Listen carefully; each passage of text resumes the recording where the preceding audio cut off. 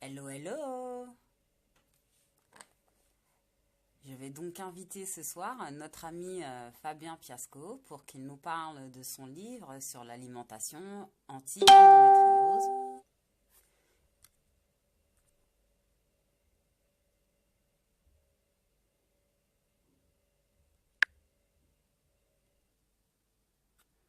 Alors,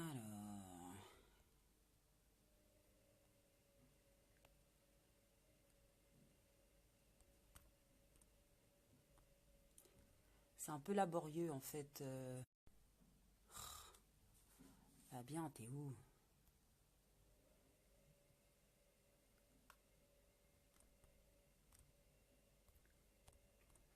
C'est un peu laborieux au début parce qu'en fait, on ne peut les inviter les personnes qu'une fois qu'on a lancé le live.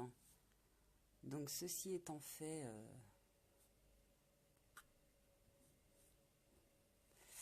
ah, ça y est, je t'invite, hein, Fabien. Donc t'ajoutes. Espérons qu'on galérera moins qu'hier soir. Hello, Oh, ça va? bien et Ça va et toi? Eh, toi? on a été bon ce soir, hein? On a C'est bon, été on est bon. calé, on est tranquille là. Exactement. Tu m'entends bien? Ouais, ça va, nickel, pas de problème. Alors, comment vas-tu? Ouais, ça va, écoute, tranquille, hein. On va en profiter pour Ouais. mettre les questions sur un autre support, sinon tu les auras sur mon radio visage. T'as mis ton PC, c'est bon? J'ai le PC en route, ouais, par contre, je regarde. Si t'arrives Alors, à accéder aux questions, on va attendre un peu que les gens arrivent, mais bien que là, ça commence déjà à être... Donnez-moi 5 petites secondes, les filles, je vous cherche. je regarde. Et je m'étais trouvé. Si t'arrives à...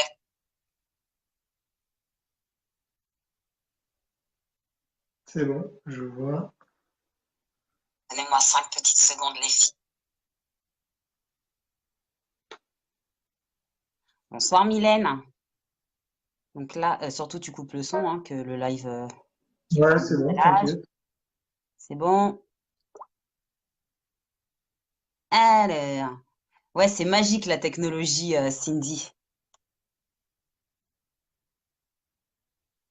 Je vais finir par être au point, effectivement, Mélie. Alors, ça a l'air d'être good. Sur ce, rebonsoir à tout le monde. Et donc, Bonsoir à tout le monde, bonsoir à tous.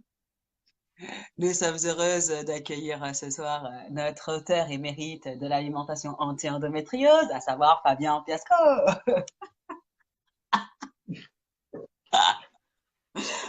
Donc, la semaine dernière, avec notre amie, avec Barbara, en fait, on avait eu envie de vous expliquer un petit peu notre ressenti par rapport à la lecture de ce livre, la manière dont nous, on l'avait vécu dans la mesure où on pratique le régime anti-inflammatoire depuis plusieurs années. Et donc, du coup, on va dire en droit de réponse, on va dire ça comme ça, on trouvait ça sympa de proposer à Fabien de nous déjà de corriger toutes les choses qu'on n'a pas forcément compris, parce que même s'il y a un énorme travail de vulgarisation, c'est pas notre métier. Oui, je suis toujours assise sur mon ballon, donc je me dandine quand je sens que mes lombaires me fatiguent, hein. Et donc, nous allons le laisser se présenter, et puis ensuite, je rappellerai un peu ce que nous on a pensé du livre. Alors, donc, voilà, donc, je suis diététicien, Fabien Piasco, diététicien. J'interviens à Challes-les-Eaux dans la cure thermale, plus précisément pour la nutrition. Ce qui m'a amené au fil du temps à côtoyer des femmes atteintes d'endométriose et de fil en aiguille de chercher des renseignements sur l'alimentation et l'endométriose, ce que je pouvais faire. Et au début, c'était parti de pas grand-chose, hein. Je cherchais juste deux, trois petites choses pour améliorer l'inflammation. Bon, j'expliquais ce qu'on pouvait faire aux curistes. Et puis, j'ai commencé à faire de plus en plus de recherches. J'ai trouvé des choses sur toutes sortes d'aliments, de nutriments. J'ai compilé tout ça. Et puis, j'ai décidé finalement d'écrire un bouquin avec. J'avais plusieurs bouquins prévus. Voilà, donc j'ai commencé par celui-ci. Et voilà, ça s'est emballé, on va dire. Ça m'a pris 3 ans. Ensuite, ça m'a pris encore 2 ans pour l'améliorer. Voilà, voilà. Donc voilà un peu pourquoi. Et après, pourquoi un homme? Ça, je ne sais pas. Pourquoi moi? Pourquoi t'es un homme? Voilà, non, ça, je ne sais pas non plus.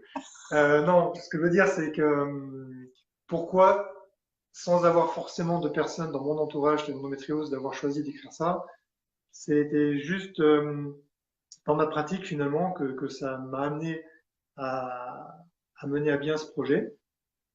Et puis ça fait son petit bonhomme de chemin et voilà, quoi. Donc, le livre est là, troisième version. Mhm.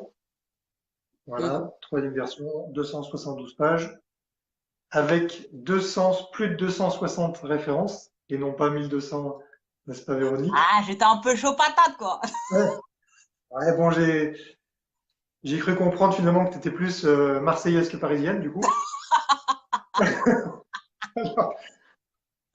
Voilà. Euh, donc voilà, c'est une petite présentation. Ok. Donc voilà, dans synthétique, de façon un peu synthétique, ce qu'on en a un peu pensé du livre avec Barbara, c'est que c'était donc surtout un livre orienté sur l'alimentation, avec vraiment des bases scientifiques sur l'approche, enfin, en fait, vraiment une association, une vision très scientifique et allopathique en fait de l'alimentation. Enfin, en tout cas, un point de vue qui nous confortait dans notre modèle de vie, qui nous est complètement, enfin, c'est un mode de vie, donc il n'est pas limité, on va dire, à un mode de fonctionnement, mais pour autant, ça nous conforte en fait dans nos choix, avec une base scientifique, donc de 260 références, d'accord, avec tout l'aspect, enfin, il n'y a pas d'avis, d'opinion, mais vraiment on a un point de vue strict, tout à fait vraiment scientifique. Il manquait à notre goût, mais ça c'est de par nos pratiques, comme nous sommes des pratiquantes de l'AI, comme on dit chez nous, invétérées, n'est-ce pas? Il manquait un peu l'aspect aroma phyto. Alors maintenant peut-être qu'il n'y a pas d'études, et puis bon après c'est pas forcément non plus ta spécialité peut-être aussi. La partie aussi gestion du stress sur la douleur, qui manque aussi un peu, mais c'est encore une fois c'est de notre point de vue. Oui, en fait, c'était vraiment un livre 100% nutrition.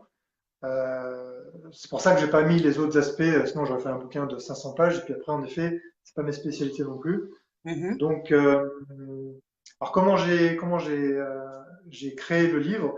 En fait, je suis parti uniquement de littérature scientifique, de toutes les études qui existaient sur le lien entre les aliments et l'endométriose, les nutriments et l'endométriose, parfois les compléments alimentaires et l'endométriose, les perturbateurs endocriniens, le lien entre les aliments et les perturbateurs endocriniens, le lien entre les aliments et les hormones, tout ça mis ensemble.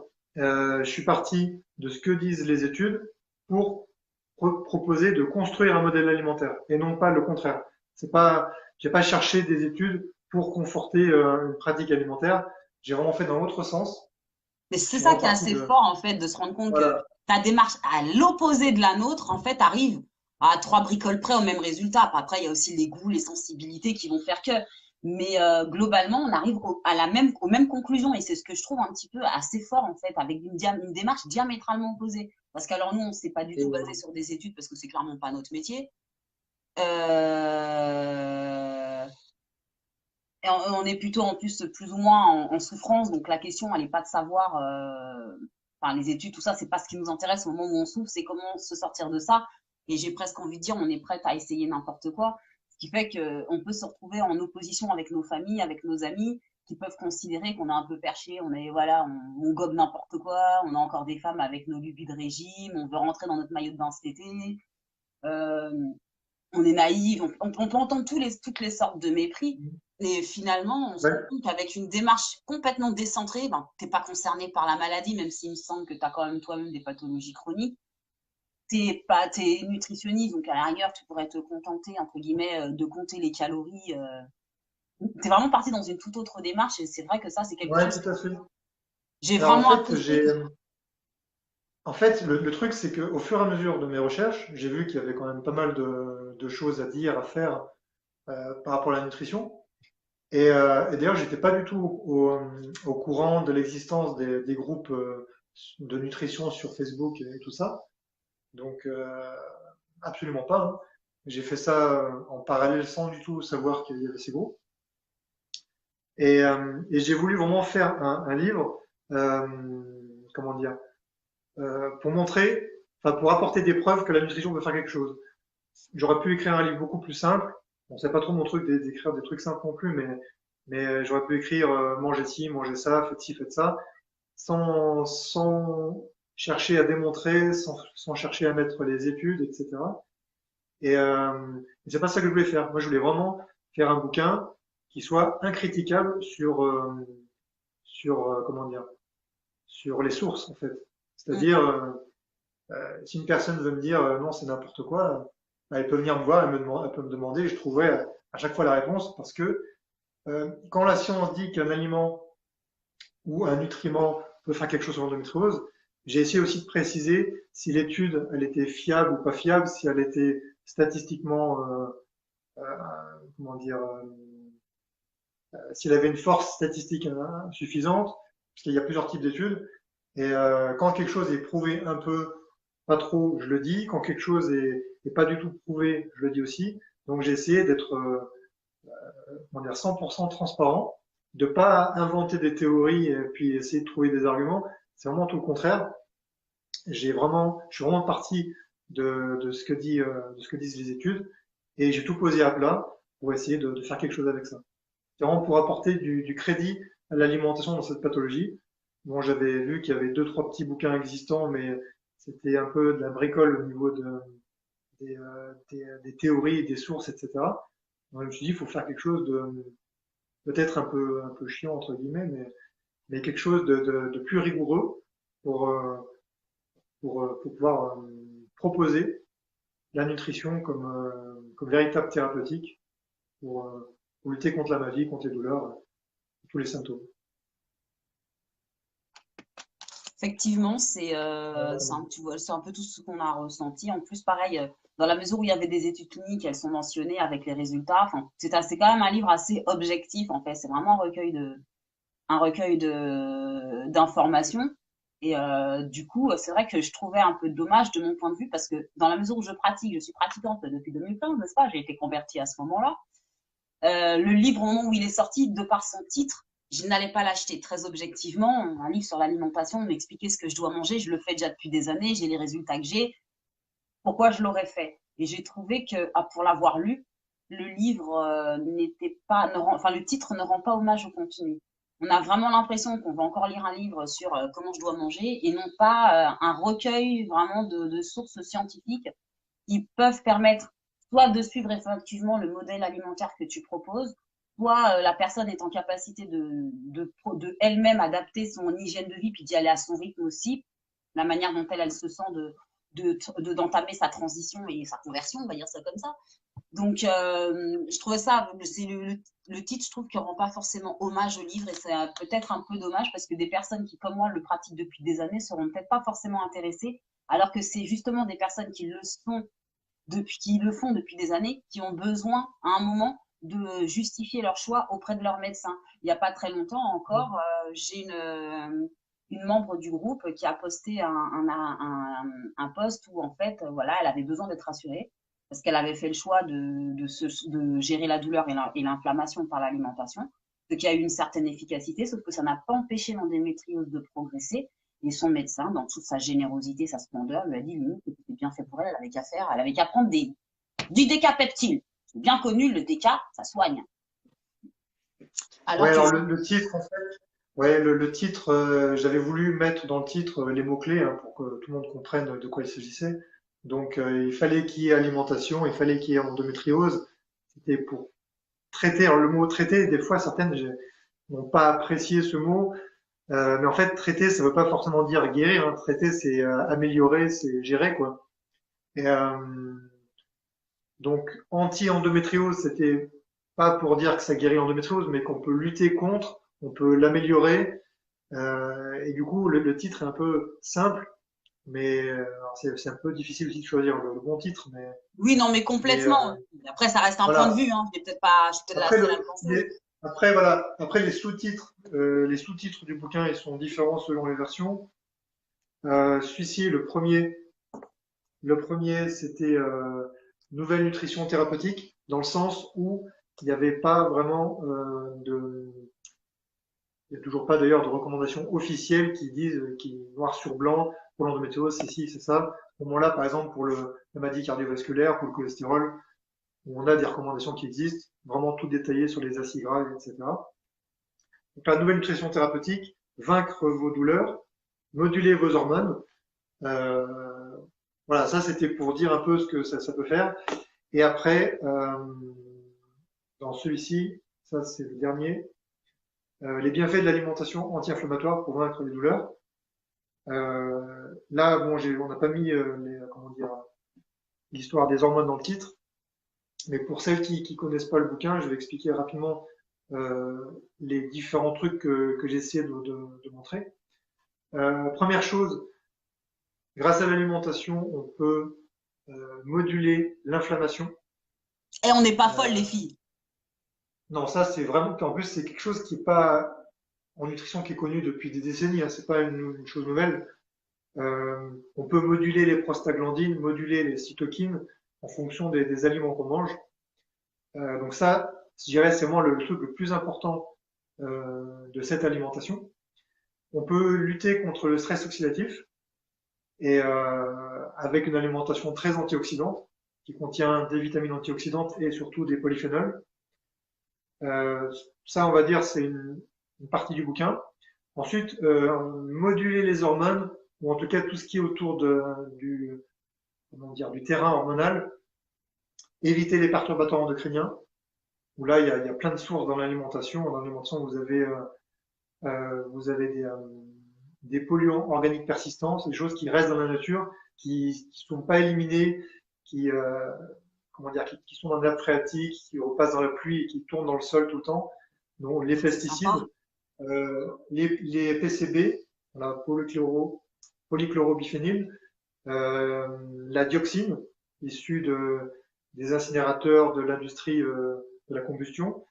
Euh, Ensuite, tout ce qui est plastifiant, bisphénol, phtalate et compagnie. Quelle Les que soit la lettre, revêtements, hein, le biphénol de A jusqu'à Z, hein. voilà, tout à fait. Il y a pas que le bisphénol A. C'est Donc, juste qu'ils ont mis méfiez-vous 15 ans à si vous s'en rendre compte, trouvez. ce qui a donné aux industriels le temps de sortir le S. Mais je vous rappelle, il y a 26 lettres dans l'alphabet, donc on est dans la merde. Voilà, tout à fait. Donc, si un produit est marqué sans bisphénol A, c'est marqué BPA free dessus, ça ne veut pas dire qu'il n'y a pas de bisphénol. Il y a certainement d'autres bisphénols à la place. Donc, méfiance. Donc, il y a les perturbateurs endocriniens qu'on va essayer d'éviter dans l'alimentation du mieux qu'on peut, même si probablement ils ont fait du mal depuis longtemps sur tout le monde. Après, on peut aussi moduler les propres hormones du corps. On peut, on peut par exemple diminuer le taux d'œstrogène en circulation dans le sang par plein de méthodes, avec les fibres, en évitant aussi certaines substances comme la caféine, comme l'alcool, qui ont tendance à augmenter les œstrogènes. Fini On l'Irish Coffee, peut, les filles, hein. ouais, c'est pas idéal. Euh, on peut aussi jouer sur la détox des oestrogènes et on peut les rendre moins forts en quelque sorte. C'est-à-dire qu'avec la même quantité d'oestrogènes, on peut rendre des oestrogènes moins oestrogéniques. Ça, c'est expliqué dans le bouquin. Donc, il y a aussi une partie là-dessus. Ensuite, le bouquin, ensuite, il propose de lister un peu les études qui ont été faites sur l'alimentation d'endométriose. Donc, les études sur les fruits, les légumes, la viande rouge, la charcuterie, le gluten, par exemple. Euh, voilà, on peut faire un peu l'état des lieux là-dessus. Ensuite, essayer de construire quelque chose avec ça, qui va quand même beaucoup ressembler à l'alimentation méditerranéenne, riche en fruits, légumes, épices, etc. En poisson, un peu de viande blanche, etc. Et c'est une sorte de prérequis. Il faut vraiment faire ça au minimum, on va dire. Et ensuite, on Donc, peut j'ouvre passer à une une étape. parenthèse. La diète méditerranéenne, je sais pas à quelle fréquence par contre, ça tu pourras le repréciser, mais tolère les produits laitiers de chèvre et de brebis, mais c'est pas matin, midi et soir et en intraveineuse, hein. Mais en Voilà. l'occurrence, Et puis après, c'est vrai que par rapport à ça, je propose aussi d'aller plus loin, parce que là, ça donne des petits résultats quand même notables, mais pas, c'est pas encore ouais, c'est pas fulgurant mirobolant. d'efficacité. On peut aller plus loin, et là, on va essayer d'enlever des groupes d'aliments, notamment déjà de retirer le gluten. Bon, il y a une étude sur l'endométriose avec le gluten. Il y a 200 et quelques femmes italiennes à qui ils ont proposé, atteintes d'endométriose, à qui ils ont proposé d'arrêter le gluten et ils leur ont dit, voilà, venez nous voir dans un an, on voit ce qui se passe. Et là, 3 femmes sur 4 avaient une réduction drastique des douleurs. Donc, 75%, 3 femmes sur 4 est améliorée par l'éviction du gluten. Donc, Là, ça statistiquement, il semble existe une intéressant à étude éviter. qui atteste la Voilà. suppression du Oui. gluten améliore Voilà. 75% des Alors, états de santé. ouais, tout à fait. L'étude montre que les femmes ont moins de douleurs. L'étude D'accord. montre pas les lésions, elles n'ont pas été ni ouvertes, ni sous cellulose, ni quoi que ce soit. Il n'y a pas eu d'étude des lésions. Mais à l'évaluation des douleurs, vraiment une baisse drastique des douleurs avec l'arrêt du gluten. Donc ça, c'est un truc qui peut être essayé, on va dire. Ensuite, les produits laitiers. Alors là, c'est un peu toute la grande controverse. Donc, oui, juste pour rectifier ce que tu avais dit dans le dernier live, euh, J'en ai dit plein il du y a gluten, hein. Ouais, non, c'est pas grave. Il y a vraiment des études sur les produits laitiers et l'endométriose, enfin, des D'accord. études d'observation, c'est-à-dire soit des études de cohorte, ou soit des études cas témoins, et on évalue avec des questionnaires alimentaires chez des femmes qui ont l'endométriose, chez celles qui n'en ont pas, si en consommant beaucoup ou peu de produits laitiers, le risque d'endométriose change. Et ça n'allait pas dans le sens où les produits laitiers sont délétères. C'est ce que j'ai essayé de mettre dans le livre. Euh, mais ce qu'on peut remarquer, c'est que la plupart des femmes qui ont l'endométriose, qui arrêtent les produits laitiers, ont vraiment une baisse des douleurs, la digestion va mieux, il y a moins de douleurs, Ah, c'est moi, moins de c'est bazar. le jour et la nuit, hein. Voilà. Et bon, moi, j'ai pas d'endométriose, bien évidemment, mais je suis intolérant aux produits laitiers. Et vraiment, pour vous expliquer le truc, il y a une grosse confusion entre l'intolérance au lactose et l'hypersensibilité aux protéines laitières, notamment la caséine. Euh, c'est vraiment deux choses très différentes. Moi, j'ai fait le Ah ouais, test explique d'intolérance au ça. lactose. Voilà, j'ai fait le Ouais. test d'intolérance au lactose. Je suis allé au CHU de Grenoble, j'ai avalé 50 grammes de lactose à jeun, c'est colossal, hein. C'est autant de lactose que dans un litre de lait. Ah, Voilà. putain, ouais. En poudre dans de l'eau comme ça. Gah. Et j'ai pas bronché. J'ai pas eu mal au ventre. J'ai pas le ventre n'a pas gonflé. Il n'y a rien qui s'est passé. Après, on souffle dans un petit ballon pour mesurer l'hydrogène parce que si ça fermente, il y a de l'hydrogène qui est produit et qui sort par les poumons. C'est ce qu'on appelle un Mhm. test respiratoire. Et rien du tout. Donc vraiment rien de chez rien, de chez rien. Aucune réaction. J'ai avalé 50 grammes de lactose, rien du tout. Et là, l'infirmière me dit, Monsieur Piasco, vous voyez, vous pouvez manger des produits laitiers. Je lui dis non, madame, je peux Parce qu'il y a du manger sucre 50 dans grammes le de lait, c'est bien lactose à connu. jeun. Exactement. Donc en fait, je Ah, tolère le Fabien, on lactose. t'a perdu.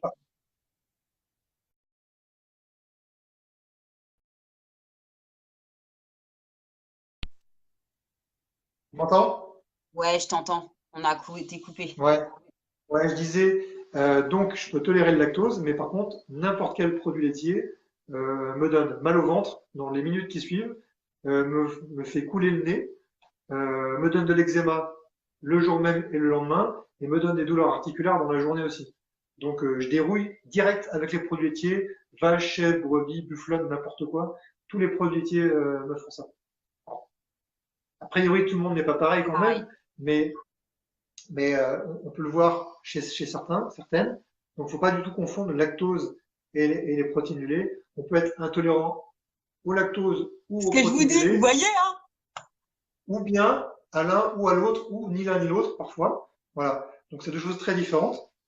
Donc, les produits laitiers, déjà, pourquoi les études, il y a quelques biais que je pense avoir deviné, pourquoi les études ne montrent pas que les produits laitiers mettent le bazar avec l'endométriose, pourquoi il n'y a pas une augmentation du risque, malgré tout ce que ça contient qui va pas. Alors le truc, c'est que peut-être que quand ils ont fait les questionnaires, les femmes atteintes d'endométriose avaient volontairement réduit les produits laitiers ou enlevé les produits laitiers d'elles-mêmes parce qu'elles avaient l'endo.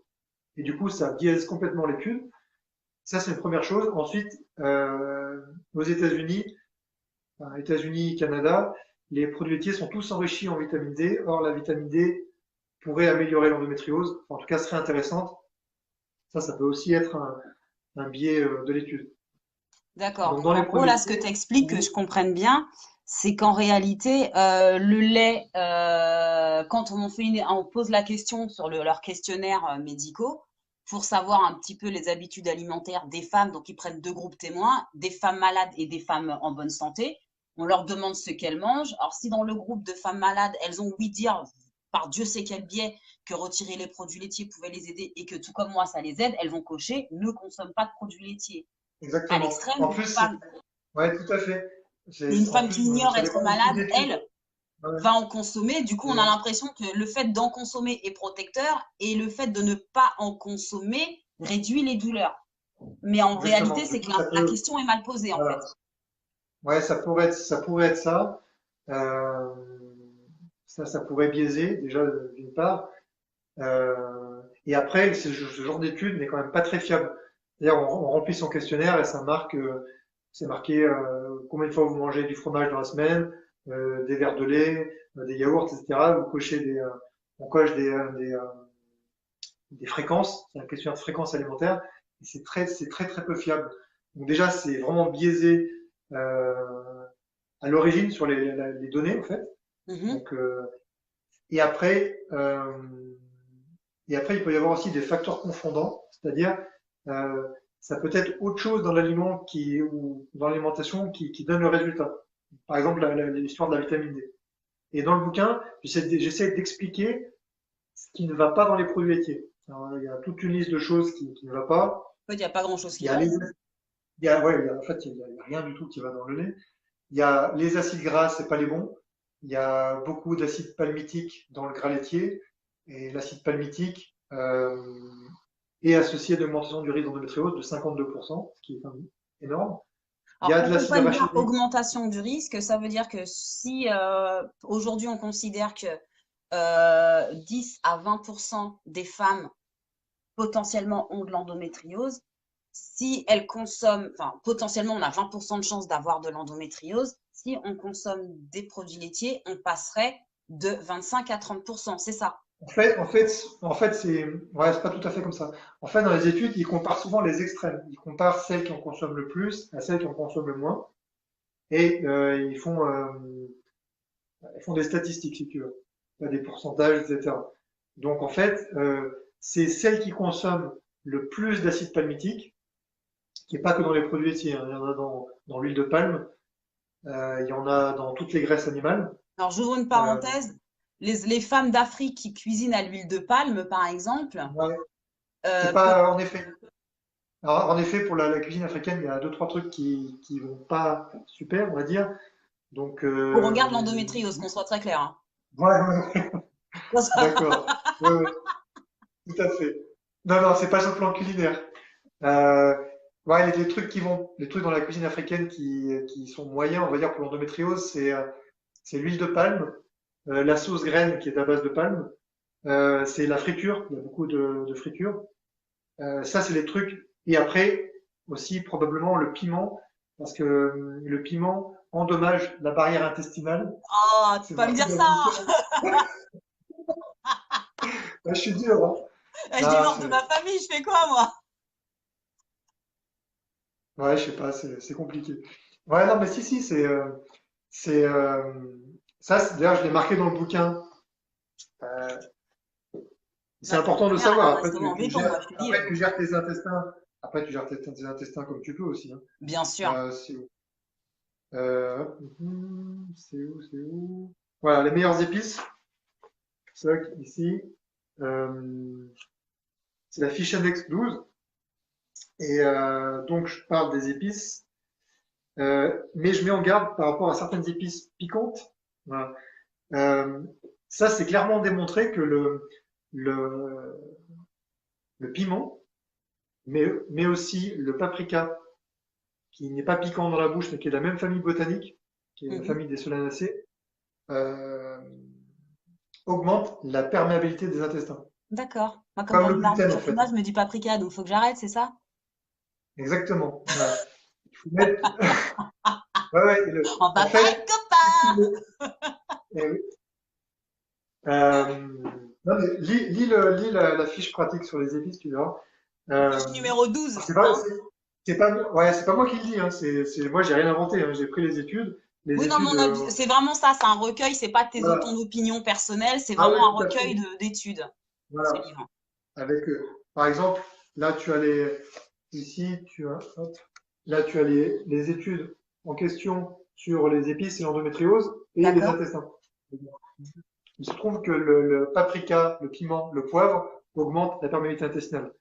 Et là, je rebondis sur un truc qui est souvent fait avec le lait, avec le lait d'or et puis, tu sais, Ah tous les trucs, ouais! Qu'est-ce qu'il va ouais, faire sur le lait le d'or? poivre, ouais, mettez du poivre dans votre curcuma, tout ça.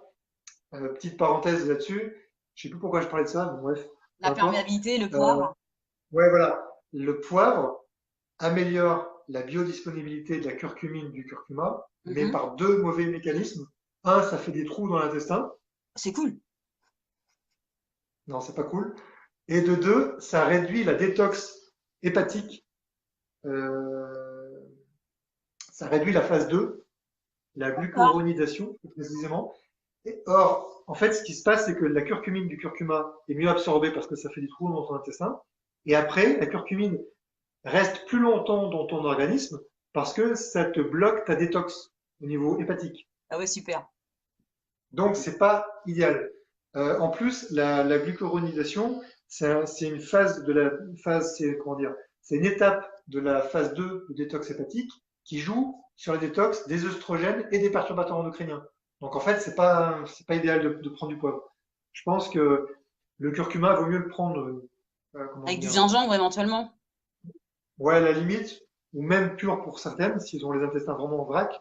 Et quand on veut absorber la curcumine, prendre un complément alimentaire spécifique qui contient comment dire, une forme de curcumine spéciale, brevetée généralement, avec une technologie pour augmenter l'absorption sans abîmer l'intestin. Donc il y a D'accord. plusieurs technologies qui existent. Ça, c'est dans la partie complément alimentaire du bouquin, euh, voilà, au chapitre complément alimentaire.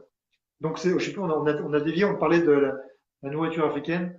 Il y a plein de trucs dans la nourriture africaine qui sont top, parce qu'il n'y a pas de gluten. Par exemple, les bananes plantains, le Ouais, manioc, voilà, ouais, l'atiéké.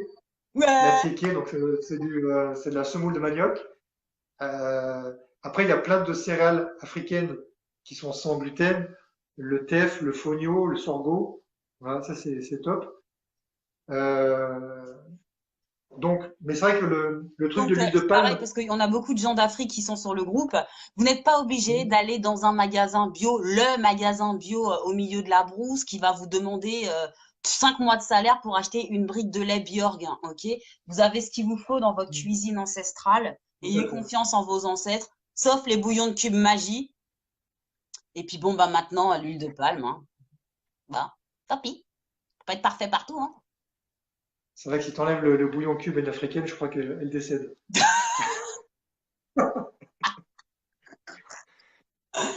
Non, la Tu cuisine, elle les est... frites comme, Oui. ouais, tu les frites comme ça, bref. Donc non, ça, c'est... Mais tu ne cuis pas. c'est impropre à la consommation, surtout pour des femmes comme nous. Alors, j'ai Et quelques voilà. questions. Ouais, dis-moi, parce que là, on a un peu dévié, je sais plus ce qu'on disait.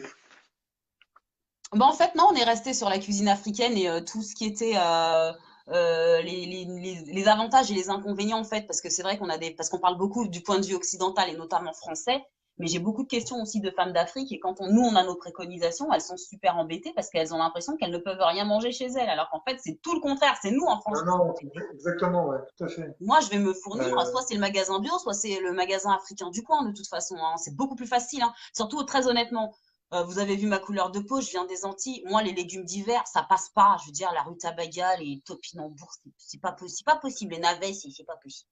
Donc, pour moi, le plus simple, c'est de manger donc créole. À ce moment-là, bah, je vais le trouver au magasin exotique du coin. Et en l'occurrence, la cuisine africaine et antillaise est naturellement sans lait, sans gluten. Et nous, on n'a pas d'huile de palme. Là, je suis bête, hein. Et ouais, justement, je rebondis là-dessus. On a le Bon, c'est piment. vrai que ça va pas faire plaisir à celles qui utilisent l'huile de palme, mais ça va faire plaisir à celles qui utilisent plus l'huile de coco. En fait, dans l'huile de coco, c'est des graisses saturées. C'est Mhm. même encore plus de graisses saturées que la palme.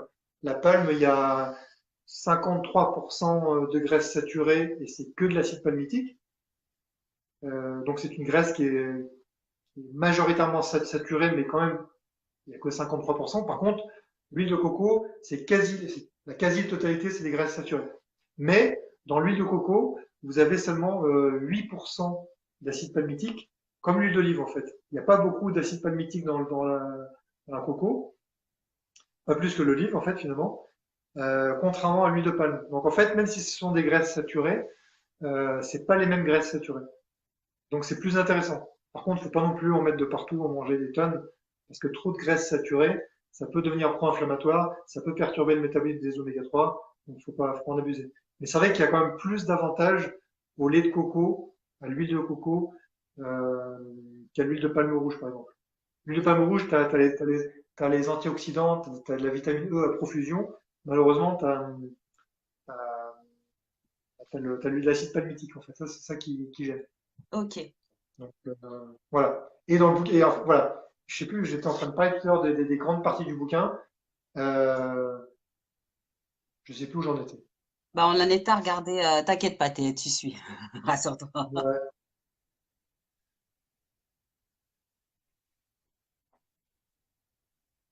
Alors, j'ai une question d'Alex qui nous dit, je fais une alimentation AI quasi stricte, hein, AI anti-inflammatoire, hein.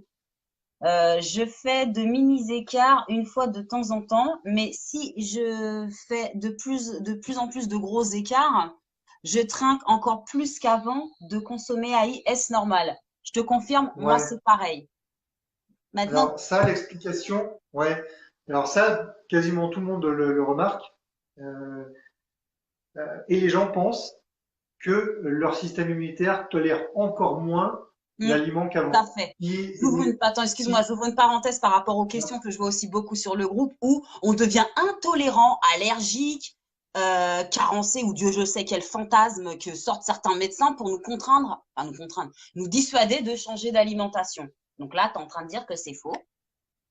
non, parce qu'en fait, justement, quand on a des intolérances alimentaires, et non pas des allergies, hein, c'est pas tout à fait pareil, Ouais. ou en tout cas des hypersensibilités alimentaires, mais qui sont pas des allergies immédiates, le fait d'abandonner l'aliment, de ne pas le consommer pendant X semaines ou X mois ou X années, ça fait plutôt baisser le taux d'anticorps qui sont dirigés contre cet aliment. Donc en fait, normalement, tu as plutôt une baisse de la réactivité du système immunitaire contre ces antigènes, contre ces aliments-là. Donc ça va pas dans le sens où ça augmente. Par contre, ce qui se passe, c'est que quand tu enlèves, par exemple, le gluten, les produits laitiers ou même d'autres aliments qui sont mal tolérés par ton système immunitaire, ton système immunitaire va se calmer. Euh, tes globules blancs vont être moins excités, ça va produire moins de cytokines inflammatoires et le taux d'inflammation va baisser. Donc le système immunitaire se calme, l'inflammation se calme et tu te sens mieux. Donc tu as moins de douleur, tout va bien. En tout cas, tu te sens de mieux en mieux. Et quand tu remets l'aliment, ça redéclenche la réactivité du système immunitaire. Tu t'es bombardé de cytokines inflammatoires dans tout l'organisme et les douleurs reprennent super fortes. Et là, en fait, ce qui se passe, c'est le contraste, en fait. Tu reprends la même douleur qu'avant, mais tu n'y étais plus habitué. Quand tu vis constamment dans la douleur, tu as mal tout le temps, tu es tout le temps mal, mais quand tu vas mieux, le fait que la douleur revienne subitement, tu la tolères hyper mal, en fait. C'est ça. Je suis assez Donc, d'accord. Moi, je suis devenue c'est intolérante à plus, l'idée d'avoir c'est- mal même. voilà, c'est plus le contraste, en fait, qui va être ressenti, plus que une intolérance qui s'est greffée alors qu'il n'y avait pas avant, en fait. Ok. Et donc, par rapport aux écarts, si la personne fait des écarts régulièrement, son système immunitaire est constamment activé. Elle mange anti-inflammatoire, c'est-à-dire en évitant certains groupes d'aliments, mais en mettant d'autres, ça c'est important. Il ne faut Oui, pas oui, évidemment, seulement hein. enlever le lait. Voilà. Si on enlève le gluten, on enlève les produits laitiers et on mange que du sucre, que des cochonneries, sans gluten, sans produits laitiers, ça n'ira Pareil. pas. Il y a aussi certaines choses à mettre. Donc si la personne enlève les aliments réactifs, le système immunitaire se calme. Elle fait un écart, le système immunitaire se réactive, ça redescend, elle refait un écart, ça recommence, ça recommence. Et en fait, ça maintient le système immunitaire sur le qui-vive. Euh, Ça active les globules blancs, ça fait relarguer des cytokines inflammatoires tout le temps, et en fait, ça retombe pas. C'est, euh, c'est, euh, Ça laisse pas reposer le système immunitaire. Et donc, s'il D'accord. se repose pas, l'inflammation ne descend pas. Donc, des écarts de temps en temps, ça peut être géré, mais par contre, s'il y en a trop souvent, on va perdre l'effet de l'alimentation anti-inflammatoire, en fait. Alors, il y en a qui parlent de fromage à pâte dure. Ah, alors ça, oui, bonne remarque. Alors ça, c'est vis-à-vis des FODMAP. Donc les FODMAP, je rappelle ce que c'est. Ce sont des sucres qui vont fermenter dans l'intestin, qui vont aussi attirer l'eau parce qu'ils vont pas être digérés dans l'intestin, pas complètement. Quand vous prenez du fromage à pâte dure, euh, l'affinage fait qu'il n'y a plus de lactose en fait dedans. Donc le fromage, c'est du lait qui a été coagulé avec des ferments ou de la Ça présure. moisit. Ça coagule, après on égoutte. Donc quand on égoutte, il y a déjà une partie du lactose qui est perdue. Ensuite, parfois c'est pressé, il y a encore plus de lactose qui est perdue. Et après, c'est affiné, c'est-à-dire que les bactéries, les champignons vont se développer dedans. Il y a des levures, des moisissures et des bactéries qui se développent dedans. Et tout ce petit monde mange le lactose. Donc le fromage à pâte dure qui a été affiné longtemps, il n'y a plus de lactose. Okay, donc, il n'y a plus de FODMAP, parce que le lactose est un FODMAP, c'est un sucre fermentescible. D'accord. Mais, il y a toujours tout ce qui ne va pas dans les produits laitiers. Enfin, c'est ça que j'ai pas en train de dire tout à l'heure, que j'ai perdu le fil. Dans les produits laitiers, là, vous n'aurez plus le lactose, ok? Donc, si vous êtes intolérant au lactose, ben, ça ira mieux. Mais il y aura tout le reste. Il y aura l'acide palmitique, il y aura l'acide arachidonique, il y aura la dioxine, il y aura des phtalates, il y aura des hormones, et il y aura toujours de la caséine ou d'autres protéines réactives vis-à-vis du système immunitaire. Donc en fait, la seule chose qui se passe, c'est qu'il n'y a plus de lactose.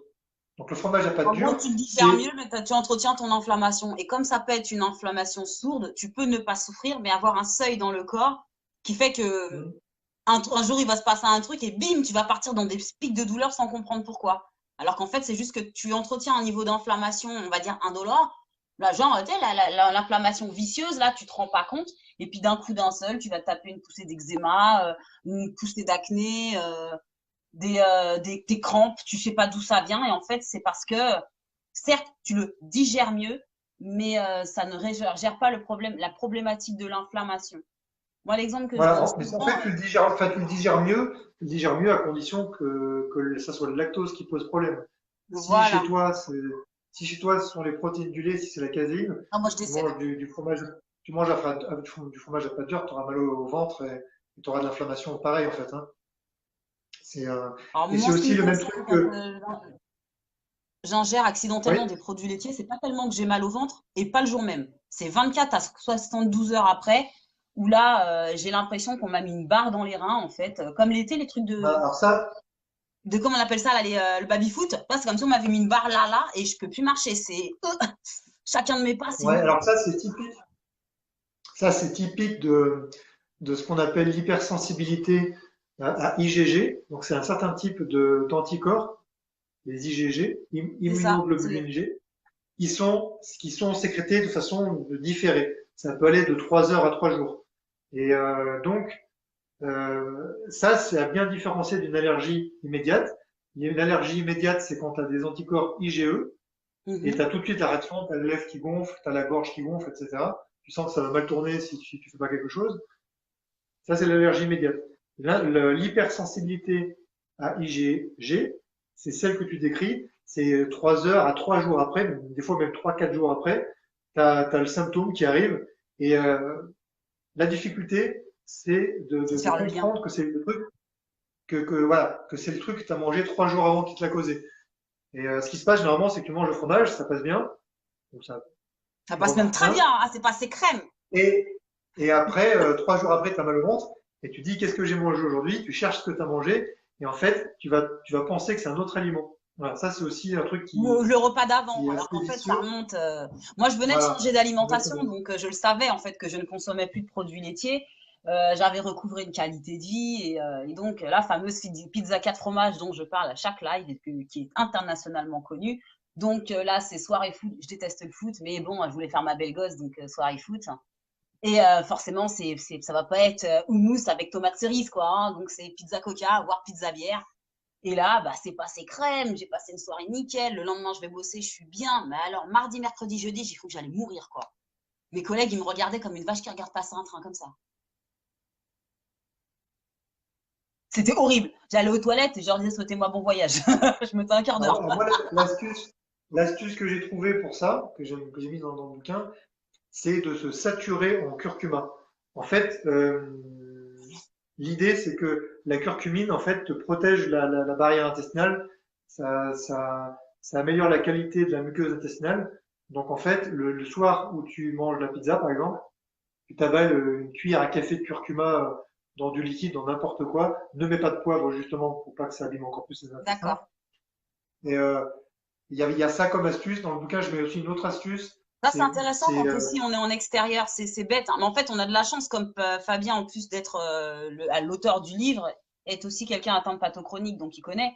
Mais ça, c'est un truc intéressant quand on se retrouve à des mariages, des baptêmes, des fêtes de famille. Parfois, ils ont beau faire attention. Enfin, moi, ça m'est déjà arrivé. Ils se font attention, ils me servent mon assiette à part. Mais comme je suis goinfre, j'ai tendance à manger avant tout le monde. Et là, je me suis trompée d'assiette. Je l'ai su le lendemain que je m'étais trompée d'assiette. Et tu as aussi une autre astuce, c'est certaines enzymes qui existent en gélule en fait pour digérer le truc que tu peux pas digérer. Donc il y a certains produits maintenant qui sont actifs sur le gluten, sur la caséine du lait, sur le lactose, sur plein de trucs. Donc Je ça peut connaissais aider. sur le Par contre, lactose, mais pas sur la caséine. ah ouais, tout à fait. C'est j'ai mis ça dans les questions-réponses. Donc dans le bouquin, vous avez un chapitre questions-réponses. Donc ce sont des vraies questions qu'on m'a posées en consultation. Toutes les questions sont vraies. Et j'ai mis une question, enfin, j'avais mis une question sur les écarts. Ouais, écarts au régime. On a vu, vous voyez à l'envers sur le truc. Oui. Euh, voilà. Si je suis un régime sans gluten et que cela m'apporte un mieux-être, non, c'est pas ça. Perdu. Si, oui, c'est cette question-là. Donc après, je parle de prendre certaines enzymes qui ont une action spécifique pour démanteler le gluten, démanteler les protéines du lait.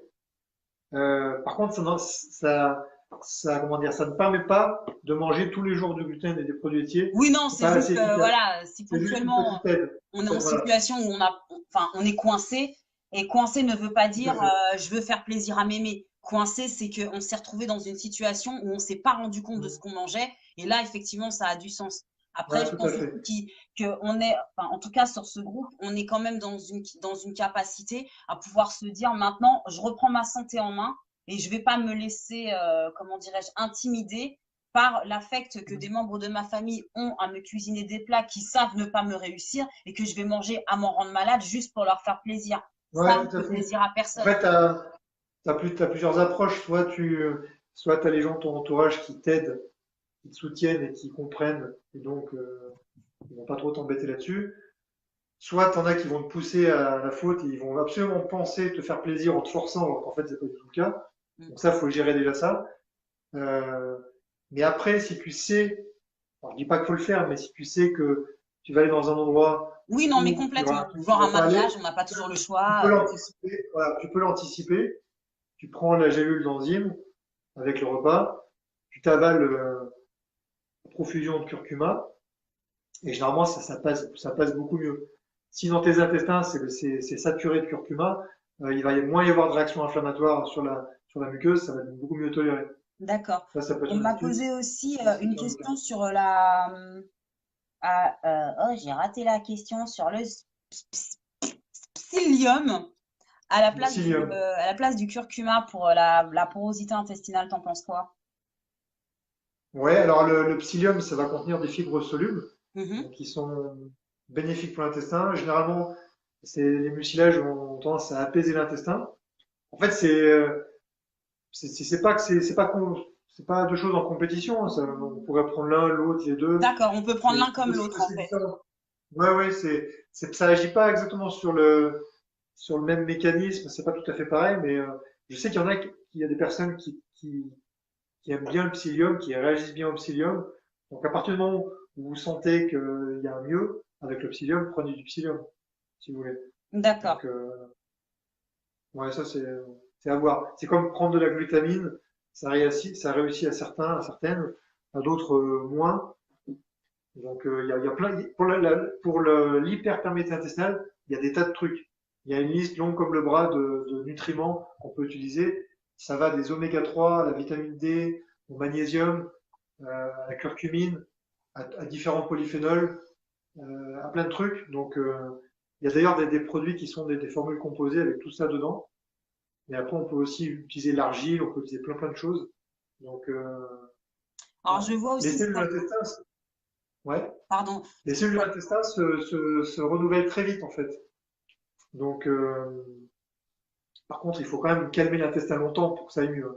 Mais les cellules en elles-mêmes se renouvellent très vite. D'accord. Donc après, il y a plein de trucs à faire à ce niveau-là. Alors, par contre, là, les filles, je vois vos commentaires autour du poivre, du curcuma. On va pas faire de psychose, hein. On va pas s'interdire de boire un yogiti, ça vous fait du bien et qu'il y a du poivre dedans, buvez-en, quoi. Enfin, je veux dire, avant que vous arriviez à vous bousiller la barrière intestinale avec une tisane de Alors, yogiti, c'est surtout, enfin, le message que j'essaie de faire passer, c'est ne mettez pas volontairement du poivre pour absorber la curcumine, voilà. euh, parce que c'est pas Maintenant, une vous faites bonne la idée. cuisine, mettez du poivre, c'est Ouais, meilleur. si tu manges quelque chose chez quelqu'un et il y a du poivre dedans, bon, tu vas pas faire un caca nerveux, C'est ça. mais par contre, L'idée un ne peu mets pas volontairement du poivre. de mesure, en fait. Ouais. Ne rentrez pas dans une psychose. Et c'est un peu en ça où, tu vois, je te parlais du titre. Parce que moi, j'en Ça ai donne vu, l'impression que moi, j'en ai vu, c'est nous ouais, moi, qu'on j'ai vu fait, des gens alors que ça, qui se forçaient. Moi, j'ai vu des gens qui se forçaient à mettre du poivre et qui avaient mal aux intestins à cause de ça. Et ils se forçaient à mettre du poivre avec le curcuma. Ou ouais, alors, des fois, ils consommaient un complément de curcumine pipérine, par exemple. Et du coup, ça faisait mal au ventre. J'ai dit, bah, essayez un complément curcumine sans la pipérine, avec d'autres technologies pour mieux assimiler l'huile de la curcumine, et ça passe très bien. Donc, c'est juste pour dire euh, que ce truc-là, à mon sens, c'est pas très adapté à l'endométriose. Euh, Aussi parce qu'il y a des théories sur l'intestin, sur la dysbiose intestinale, c'est-à-dire le déséquilibre de la flore intestinale. Il y a des théories sur la porosité des intestins, des théories sur les bactéries qui peuvent migrer euh, jusqu'au liquide péritonéal, euh, des théories sur l'hypopolysaccharide, qui est une endotoxine issue de l'Escherichia coli, qui passe dans le sang. Et ça, c'est vraiment lié au niveau de porosité des intestins. Si tes intestins sont vraiment comme une passoire, le LPS, cette espèce de débris de membrane de bactéries, passe dans le sang, et ça engendre une grosse réaction inflammatoire. Et on a montré, par d'accord. exemple, que des cures d'antibiotiques diminuent l'endométriose, c'est probablement parce que, comme ça fusille les bactéries, tu as moins de LPS, et du coup, t'as pas de problème. Donc, ne Trop mettez bien. pas des trucs qui bousillent, voilà, ne mettez pas des trucs qui bousillent les intestins volontairement pour cette histoire de curcuma. En fait, je pense pas que ce soit une bonne idée. Si vraiment vous voulez assimiler la curcumine, c'est pour ça que j'ai écrit ça sur les compléments alimentaires, il existe des curcumines sous forme de compléments alimentaires qui utilisent des technologies particulières, des phospholipides, toutes sortes de choses pour être mieux absorbés, sans avoir besoin de mettre de la pipérine. D'accord. La pipérine est aussi du poivre, hein, pour celles qui ne connaissent pas. Du coup, je précise également par rapport à tout ça, avant de rentrer dans une espèce de liste de psychopathes, d'éviction qui va plus vous rendre malade et vous stresser qu'autre chose, pensez à faire un journal alimentaire, hein, tout simplement. Vous notez absolument tout ce que vous mangez, vous buvez, vous grignotez absolument tout, quel que soit le modèle alimentaire que vous ayez choisi, qu'il soit ou pas parfait, on s'en fout en fait. Notez absolument tout. Et vous vous rendrez compte au bout de 2 semaines, 3 semaines, un mois, 2 mois, 6 mois, un an, que par rapport à certaines choses, vous allez avoir des réactions. Et notamment le lait, c'est comme ça que je me suis rendu compte que je réagissais a posteriori. Parce qu'en réalité, enfin, je vais pas faire une réaction si je me suis fait une salade de tomates, en fait. Voilà, il n'y a pas lieu de faire des réactions de la salade, du basilic et un filet d'huile d'olive. Il n'y a pas lieu de faire de réaction.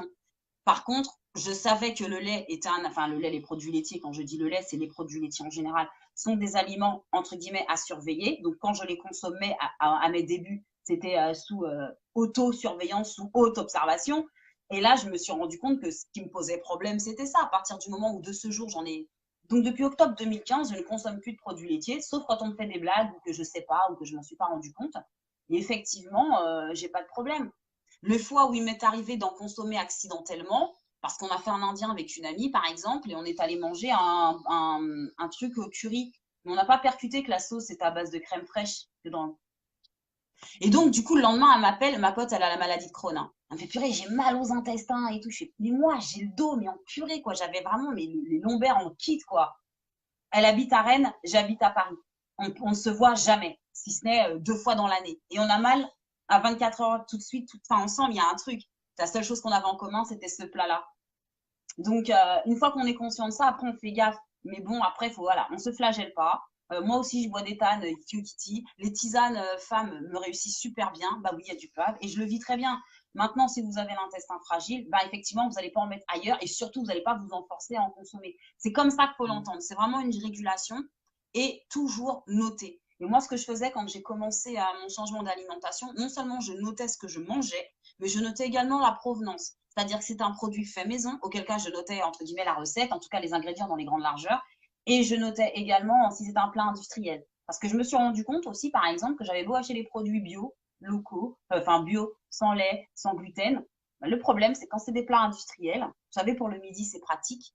Pareil, j'étais malade. J'avais comme si mon ventre, c'était un tapis de fakir et chaque fois que je respirais, ça me piquait, comme si voilà, j'avais 15 milliards de coups de poignard ou d'aiguilles à tricoter. Ce sera plutôt d'ailleurs des aiguilles à tricoter comme ça, qu'on me plantait dans le ventre en même temps, avant que je comprenne qu'en fait, bah, les conservateurs qu'ils mettent dedans ne me réussissent pas. Donc voilà, notez absolument tout ce que vous mangez avant d'entrer dans une psychose. Parce que là, après, vous entrez dans une psychose au niveau de l'alimentation qui peut être malsaine et qui est beaucoup plus anxiogène et stressante pour le corps que peut l'être une mauvaise alimentation. Donc vraiment, ayez de la mesure, si on prend les choses avec beaucoup d'humour, beaucoup de fun, si on fait les choses avec une certaine rigueur sans pour autant se prendre au sérieux, c'est bien parce que ça reste du plaisir, ça reste une alimentation. Il ne faut pas se compliquer la vie à aller chercher la liste d'aliments à éviter. C'est sans produits laitiers, sans gluten, sans produits industriels transformés. Et les grasses à transformer, hydrogénés. Dans les grandes largeurs, c'est ça. Si déjà vous faites ça, vous avez 80% de gagné. Le reste, après, bon, vous adapterez. Et je sais plus où j'ai lu un commentaire qui parlait de la cuisine africaine. On n'a pas dit qu'il fallait l'éviter, c'est tout le contraire. On a dit qu'il fallait continuer d'en manger. C'est juste l'huile de palme. Excuse-moi, en même temps, je lis les questions, hein. C'est juste l'huile de palme qui n'est pas ton pote. Donc voilà, femme d'Afrique, tu cuisines. Bon, tu vas pas aller chercher non plus de l'huile d'olive, hein, d'accord? Tu vas chercher de l'huile de chez toi, mais pas de palme. Voilà. Alors, je regarde si j'en vois d'autres. Je crois qu'on t'a demandé de faire un article sur les huiles, hein. Donc, tu as compris, tu as des devoirs. Ouais, ouais. Alors, on m'a demandé, Cindy demande qu'est-ce que tu penses des griffes du diable? La griffe du diable, Ouais, c'est ça? oui, tout à Ben fait. alors, la griffe du diable, ça, c'est l'Arpagophytum. Oui, tout à C'est fait. une plante africaine, en effet, anti-inflammatoire. Donc, à ma connaissance, il n'y a pas d'études sur l'endométriose. Enfin, ouais, je recherche, mais en tout cas, c'est intéressant. C'est une plante qui est souvent utilisée pour l'arthrose et douleurs articulaires, mais pourquoi pas l'utiliser pour l'endométriose? Généralement, c'est assez bien toléré sur le plan digestif. Donc oui, pourquoi pas. Ça peut être une idée. Il y a peut-être un truc qui est intéressant, c'est qui est anti-inflammatoire et qui est bien pour les intestins. C'est la Boswellia. C'est de la résine de bois d'encens. Donc c'est plus un truc ayurvédique. Euh, Ça, c'est aussi un truc intéressant. Comment dire, un extrait végétal, une plante anti-inflammatoire, et qui compléterait aussi l'arpagophytum. Ça agit sur des mécanismes différents. Et ça, généralement, les intestins, ça calme l'inflammation au niveau intestinal en même temps. Ça pourrait être pas mal. Mais généralement, les plantes anti-inflammatoires sont plutôt toutes intéressantes. D'accord. Donc autant il n'y a Et pas vraiment d'études, pardon, mais dans les faits, ça fonctionne, quoi. C'est ça que tu es en Ouais, train de me dire. faudrait que je regarde. On lui a donné des devoirs, les filles, vous avez vu ça? Ouais, ouais. Là, si je le fais en direct, ça va être un peu long, mais je regarderai. Ton Playmobil fait fureur. Ouais, ouais. C'est Plémo, mon assistant. Alors voilà, je pense que là, si vous avez des questions encore, si vous avez encore des questions, les filles, n'hésitez pas. Je regarde un peu les questions. Alors j'entends le Boswellia. Ça, c'est la plante dont tu parlais, le Ouais, Boswellia. ouais, ouais, c'est ça. C'est ça, t'as bien Ça, c'est compris, pas mal. Cindy. Ouais, c'est ça. Boswellia. Deux Elia, C'est ma de chérie. l'encens, en fait. C'est de la résine d'encens, en fait. D'accord. Ouais, j'aime les bananes, Mélie. Alors les bananes plantains, quand ma mère, elle les fait, je l'épouserai, ma maman. Alors, bah, je pense, si toi, tu vois d'autres questions. À vrai dire, je vois rien du tout. Alors Attendez, après, on je vais me parle regarder. aussi de, pour le curcuma, l'associer avec de l'huile. Oui, voilà, en fait, il y a plusieurs choses qui peuvent améliorer l'absorption des polyphénols du curcuma, notamment les curcuminoïdes. Donc, un corps gras va améliorer la chose. Donc, par exemple, on peut mettre le curcuma dans la vinaigrette de la salade. Donc, tu D'accord. mets, Là, c'est pas bête, ça, hein? moi, je, voilà, moi, je mets de la moutarde douce avec du vinaigre balsamique, de l'huile d'olive, plus d'autres huiles oméga 3 généralement, et je mets le curcuma dedans. Comme ça passe. Bon, ça dépend avec quoi tu mets, hein, mais ça peut, il y a ça, il y a le gras et après le Oh, chaud. eh, Le t'as curcuma. rien prévu ce soir, hein, parce que, pardon. Non, non, c'était le. Non, c'est bon, t'inquiète. Ah, Euh, donc il y a plusieurs choses. Il y a les trois trucs que connaissent les gens généralement, c'est le poivre, le gras et la cuisson pour le curcuma. Donc le poivre, comme je vous ai dit, je suis pas fan de l'idée de mettre volontairement le poivre pour ça, mhm. par rapport aux intestins et la détox hépatique.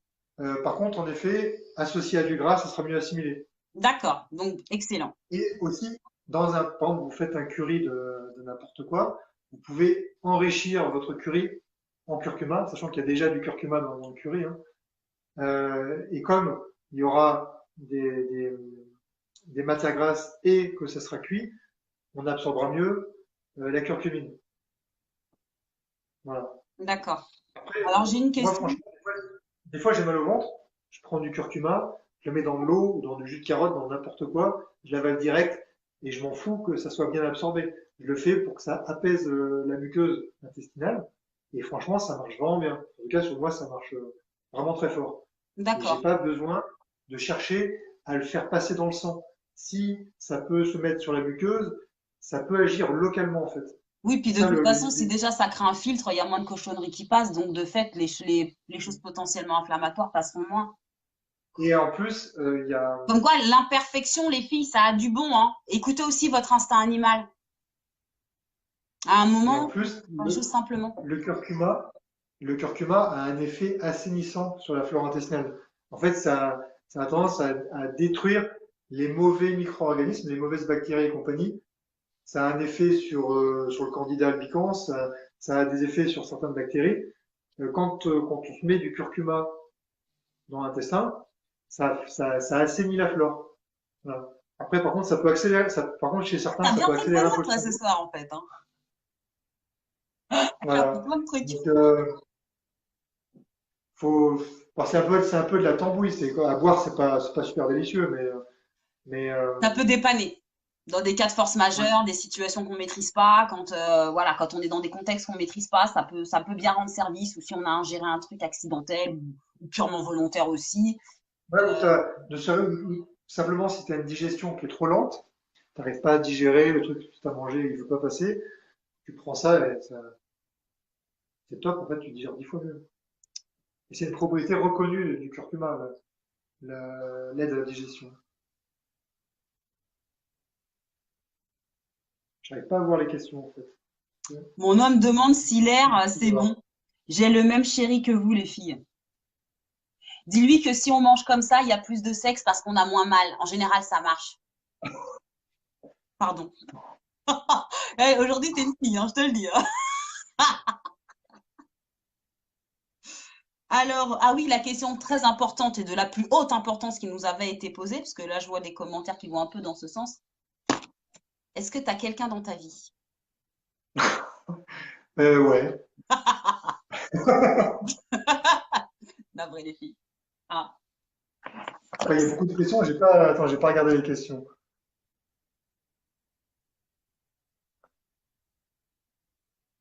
Mhm. après, on me parle de la qualité du curcuma. S'il n'est pas bio, est-ce que c'est un problème?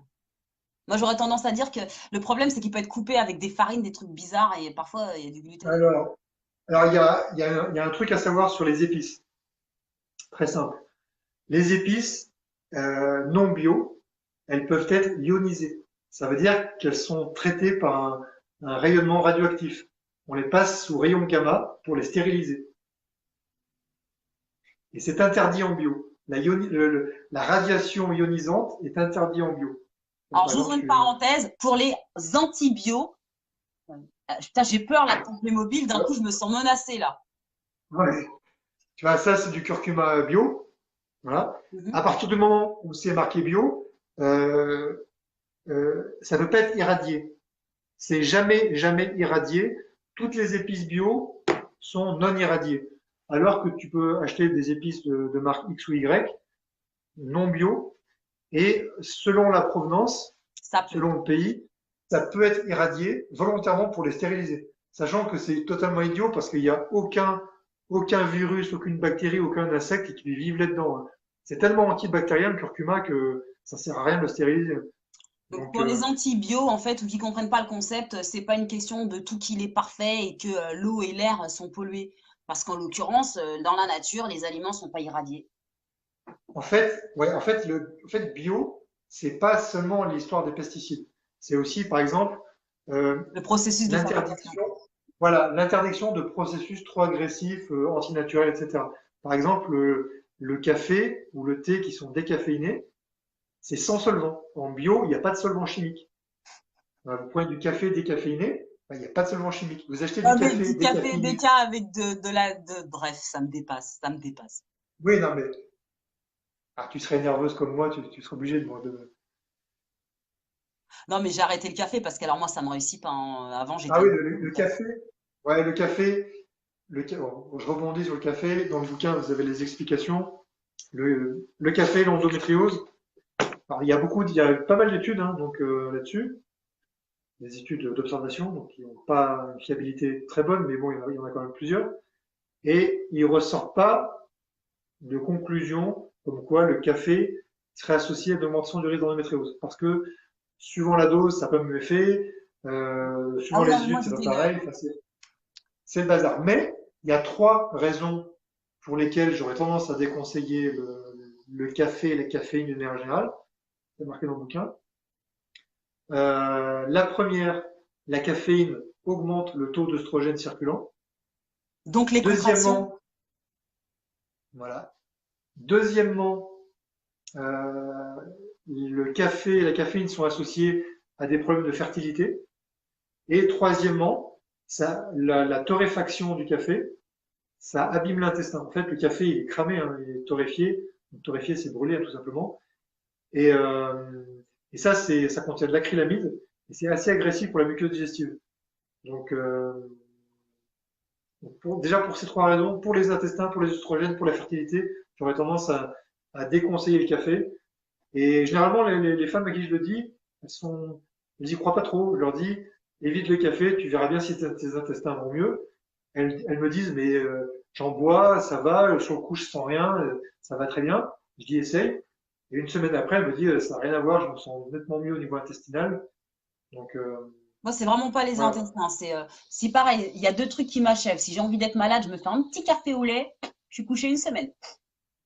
Le café va suffisamment créer de contractions que je me roule bien par terre, mais vraiment, j'ai l'impression qu'on me tabasse, hein.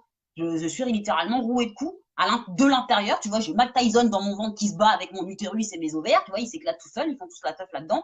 Et puis alors après, au niveau de mes lombalgies, mes cervicalgies, mes douleurs articulaires avec le lait, c'est une semaine d'arrêt. Non, Ah, et en plus, mettre du lait dans le café, ça n'a aucun sens sur le plan nutritionnel.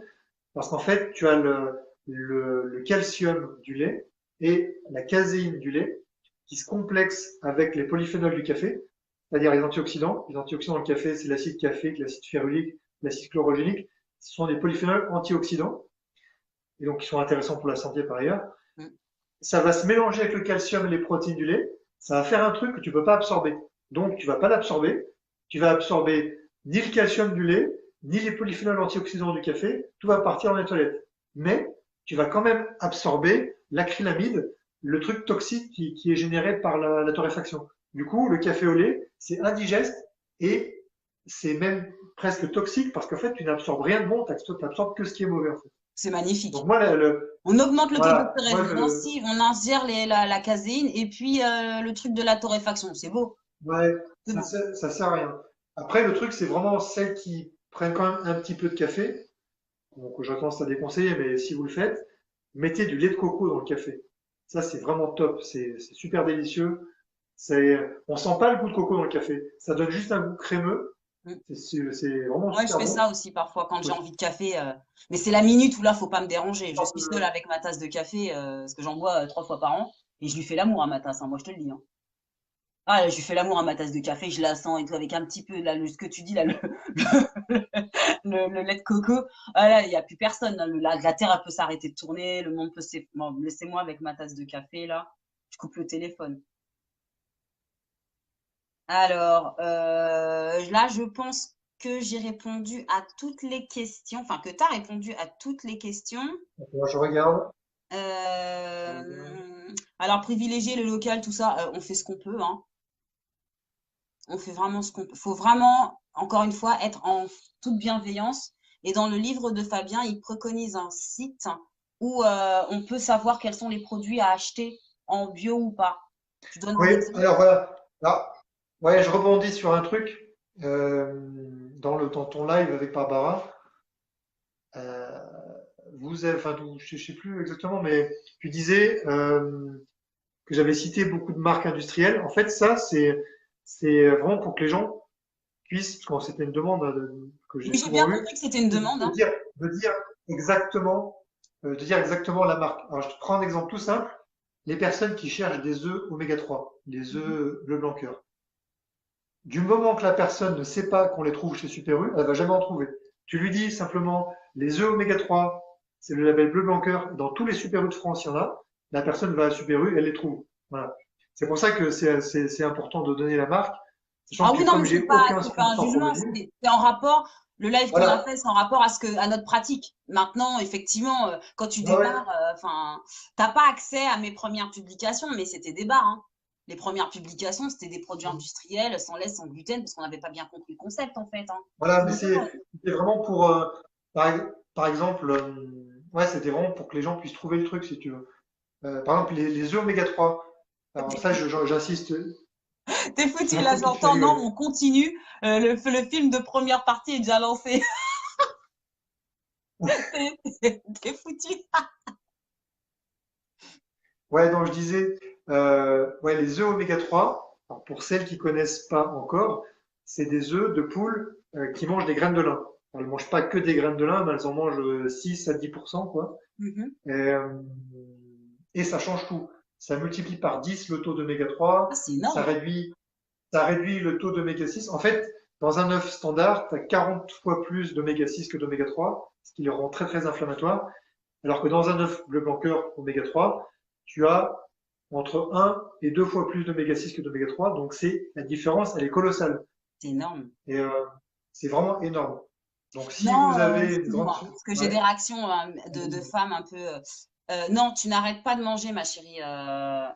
J'arriverai pas à lire ton pseudo, je suis franchement désolée. T'arrêtes pas de manger. À partir d'aujourd'hui, tu es consciente que dans ton hygiène de vie, il y a des aliments qui ne correspondent pas à ta santé. Et aujourd'hui, c'est ce qui fait que tu dois être sous des traitements de chevaux, que tu prends des anti-inflammatoires et antidouleurs. Enfin, en gros, il y a que de la cocaïne que tu prends pas. En tout cas, moi, c'était l'état dans lequel j'étais, que tu es en mode déchet tous les jours avec une fatigue chronique. Donc, en ayant une alimentation choisie, donc il y a des informations sur le groupe, elles sont étayées scientifiquement par Fabien alors qu'on ne se connaît pas à la base, hein. Donc, dedans, tu vas pouvoir faire toi quelque chose qui te convienne. Tu peux t'adapter à ce qui est dans le livre, tu peux te conformer à toutes les préconisations du groupe, ou tu peux simplement trouver toi ton équilibre et Ouais, commencer et en j'ajouterais, douceur. ouais, et moi j'ajouterais que en fait chaque personne peut le faire à son rythme. C'est ça. Dans le bouquin, dans la nouvelle version du bouquin, il y a un chapitre sur les témoignages. Donc il y a plein de J'y petits suis. témoignages super sympas, très étuyés, très encourageants. Et ça dépend vraiment des personnes. Il y en a, c'est le diagnostic et le lendemain, elle vrille complet, elle change tout, si tu veux. Et il y en a d'autres qui vont mettre des mois, peut-être même des années avant de tout changer. Donc en J'en fait, connais une, hein, ça fait des années qu'elle doit changer, n'est-ce pas, ma chérie? Je n'ai pas besoin de te nommer, tu sais que je parle de toi. Hein. donc, euh, donc en fait, chaque personne fait comme elle veut, comme elle peut, surtout. S'il lui faut 1 an ou 2 ans pour changer et prendre de nouvelles habitudes, Le curry. elle prend. Excuse-moi, vas-y. T'as une question sur le curry? Oui, vas-y, continue et après, parce que sinon je vais oublier, parce que ça fait Ouais, 5 fois qu'elle me c'était pour dire que il faut pas se mettre la pression.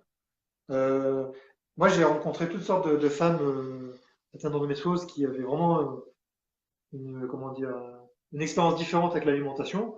Il y en a que j'ai vu qui avaient déjà l'habitude depuis longtemps. Il y en a qui avaient aucune idée que l'alimentation pouvait jouer sur l'endométriose. Euh, Chaque femme est différente. Il faut vraiment aller comme vous pouvez, quoi.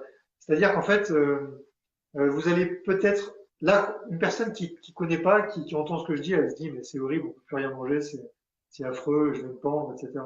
Mais en On fait, pas du retrouve une tout. vie Ça sexuelle, c'est fait, super important. Vas-y, continue. ça fait découvrir de nouveaux aliments. Voilà. C'est vrai. Donc c'est pour ceux qui connaissent pas la nourriture africaine, vous pouvez découvrir les bananes plantains, vous pouvez découvrir la tiéké, vous pouvez découvrir ce que vous voulez.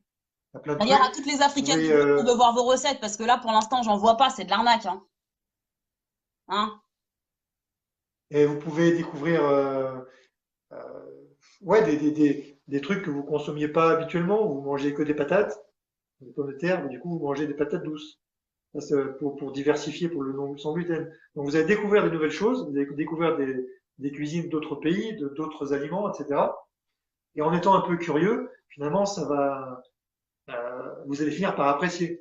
Un truc qui au début vous rebute un peu parce que vous dites je peux plus rien faire de ma vie, je peux plus manger, c'est horrible. Au bout d'un moment, vous prendrez plaisir à cuisiner d'autres choses, à manger d'autres choses, Ah, je et confirme. après ça prendra le temps que ça prendra si vous voulez. Hein. C'est vraiment Voilà. ça. Et puis prendre, et je pense que ça va être, ça va être notre mot de la fin. Juste avant, tu vas parler du curry et du cumin, n'est-ce pas? Voilà. Mais je pense que le mot de la fin, c'est vraiment y aller à son rythme et ne pas se mettre la pression. Et ça prend le temps que ça Ouais, prend. tout à fait. Là, c'est quoi ta question précisément sur Curry et le cumin, curry? qu'est-ce que tu en penses par rapport à l'inflammation, porosité intestinale, l'endométriose? Alors, le curry, on prenait le bio pour la même raison que tout à l'heure, pour pas qu'il soit irradié. Le curry, en fait, il y a pas un curry. Il y a 36 000 recettes de curry, hein, c'est un Parfait. mélange d'épices, donc il n'y a pas une recette préétablie. Euh, Mon conseil quand même, c'est de prendre des currys doux. Ouais. Si vous prenez un curry blindé de piment, ça va forcément plus arracher les intestins. Après, je cite un médecin belge qui est très connu pour les intestins, c'est le docteur Mouton. Mhm. Il a écrit un bouquin qui est la Bible sur les intestins. Et lui, il dit un truc très simple. Il dit, ce qui pique dans la bouche vous pique l'intestin. Donc, si tu mets un truc qui t'arrache complètement la muqueuse buccale, ça va t'arracher la muqueuse de l'intestin. C'est évident. Donc, Ouais, enfin, c'est un donc, Belge qui dit ça, tu m'excuseras. Hein. ouais, c'est vrai. Bon. Mais bon, ouais, c'est pas gentil, quoi. En tout cas, c'est qu'il a pas de tête d'antillais. Mais, euh, mais bon, du coup, le curry, en fait, il y a plein de trucs qui sont bien dedans. Alors ça, je vous lis la composition de celui-ci. Alors, curcuma, graines de coriandre, graines de moutarde, fenugrec, oignon, cardamome, sel, anis, gingembre, fenouil, clou de girofle. Ah, il y a un peu de piment. Toi, je le sentais pas, tiens, il n'est pas très dosé. Ça, c'est Cannelle, scientifique, ça. sarriette. Voilà. Mais c'est pas celui que je prends d'habitude. D'habitude, je prends la même marque que ça. Ça, si vous habitez en France, la marque Cook, Ouais, dans tous les magasins bio, c'est top. je trouve un peu fade, moi. Euh, hein? Je trouve un peu fade, il pique pas assez. Celui que je prends, moi, c'est plus Ouais, vraiment le curry indien. Enfin, il s'appelle curry indien. ouais. Il est un peu plus relevé. Donc oui, dans le curry, il y a différentes choses qui sont bénéfiques. Le fenouil, bon après c'est vrai qu'il y en a certains qui vont dire oui, il y a des phytoestrogènes, etc. Mais le fenouil, ça a des propriétés sur les ballonnements. Fenouil, anis, ça va tout ce qui a le goût de l'anis en fait, ça va avoir des effets bénéfiques sur les ballonnements. La graine de moutarde, ça, comme c'est la moutarde, c'est la famille des brassicacées, famille des crucifères, ça va jouer sur la détox des oestrogènes. Le curcuma, bien évidemment, antioxydant, anti-inflammatoire. Euh, En fait, romarin, top, la meilleure herbe aromatique, à mon sens. Donc, Non, c'est curry, c'est- c'est top. vous pouvez y aller. Le curry, c'est top. Et le Après, oui. cumin, Ah, Le cumin, le cumin, oui, pourquoi pas. Je serais un peu moins fan du cumin, mais si c'est pas comme le paprika où vraiment, je dirais méfiance quand même. d'accord. Euh, dans le bouquin, je cite une question d'une personne. Je sais pas si elle est en live qu'elle se reconnaît, mais qui n'arrivait pas à ressentir une amélioration avec un régime sans gluten. Et en fait, il se peut que on enlève le gluten, mais qu'on laisse des tas de choses qui, elles aussi, abîment l'intestin. Et Parce qu'on travaille quand en même beaucoup l'occurrence, sur la porosité intestinale, hein, la, parce qu'en la fait, le personne en gluten, c'est la l'occurrence, elle porosité, hein. mettait, voilà, en gros, elle mettait des tonnes de paprika, quoi. Si D'accord. la personne, elle dit, voilà, et bon, ça, je pense pas qu'il y en ait beaucoup d'entre vous qui boivent beaucoup d'alcool, mais l'alcool, ça aussi, c'est un truc, ça abîme énormément la muqueuse intestinale. Ça, D'accord. en gros, Donc, ouais, bon, bah, il est 21h55, garçon, hein. ouais, C'est c'est un une peu heure et tard. demie qu'on est ensemble. Ouais, ouais, c'est bon, bah, tranquille, je peux passer la nuit. En tout cas, tu as maintenu en haleine 49 personnes, hein. Donc, c'est que Voilà. le live était intéressant. 51 maintenant. Donc, du coup, je regarde si si j'ai pas, s'il n'y a pas d'autres questions. Et puis après, je pense qu'on va pouvoir libérer notre ami Fabien qui retourne à sa petite vie, hein, parce que voilà. Oh là là là là là là. Non, les filles, vous n'êtes pas foutues. Non, enfin, dans tous les conseils qui sont donnés, tout est une question de temps et de se donner du temps. Maintenant, on ne change pas d'alimentation du jour au lendemain. Vous n'avez pas changé d'alimentation du jour au lendemain.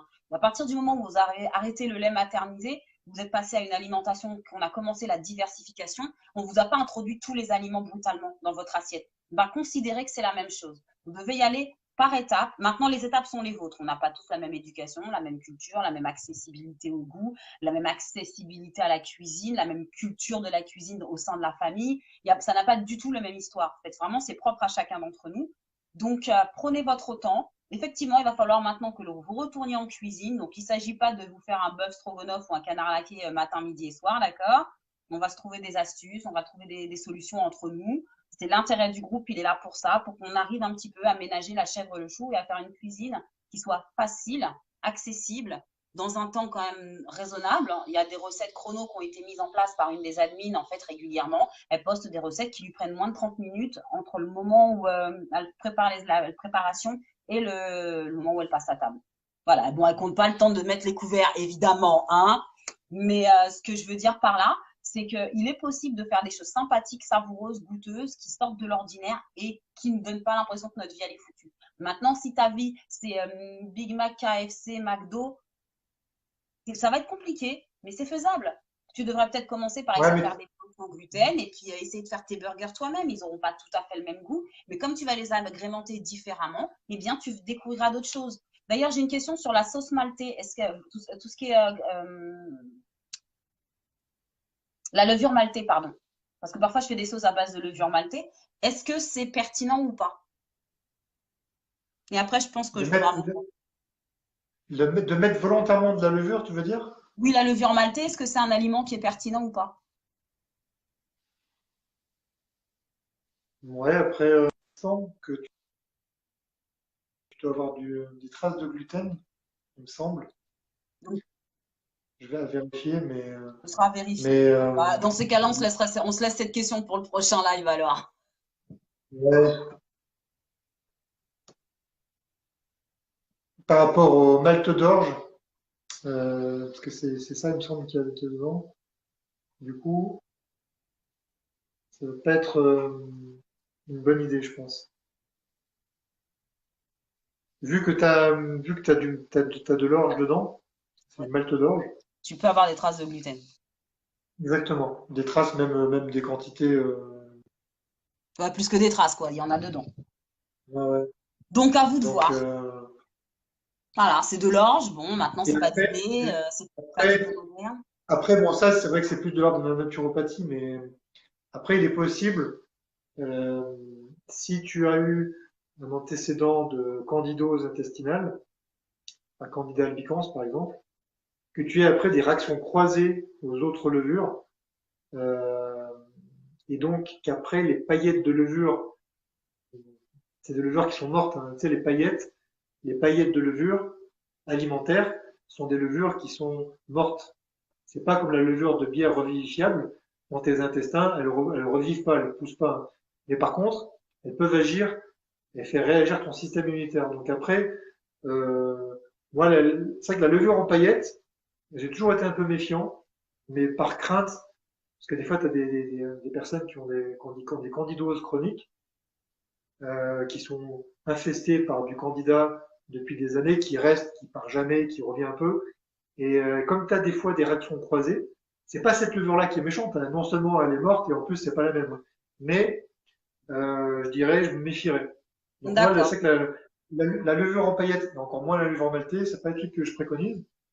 Donc c'est vrai que c'est riche en vitamine B, mais bon, Donc ouais, voilà, c'est tu peux les pas trouver ailleurs. ponctuellement à la rigueur. Et je dirais, de ce que je Ouais. comprends dans ce que tu me dis, c'est que c'est quelque chose que l'on doit consommer exempt dans les 3 jours précédents et les 3 jours qui suivent de tout aliment potentiellement sur lesquels on réagit, Déjà pour de voir, manière ouais, à tu connaître, à vois ce savoir qui, si on réagit ou pas tu à vois ça ce en qui se fait. passe. Ouais, ouais, tu vois ce qui se passe. Voilà. Faut vraiment être à ce moment-là dans une période tu vois, d'une semaine, 10 jours, où on est quand même assez carré au niveau de l'assiette pour être sûr que la levure en maltais ne fasse pas réagir.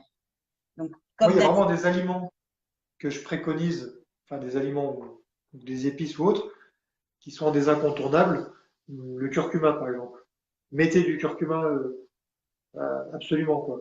Essayez d'en mettre. Ça, c'est super important. Euh,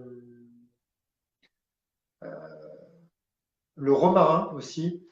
Ça, c'est vraiment un truc qui est top. Pour le foie, contre la fatigue, il y a une étude in vitro qui a montré que ça avait un effet sur l'endométriose. Donc, Le romarin. le romarin, tout à fait. Ouais.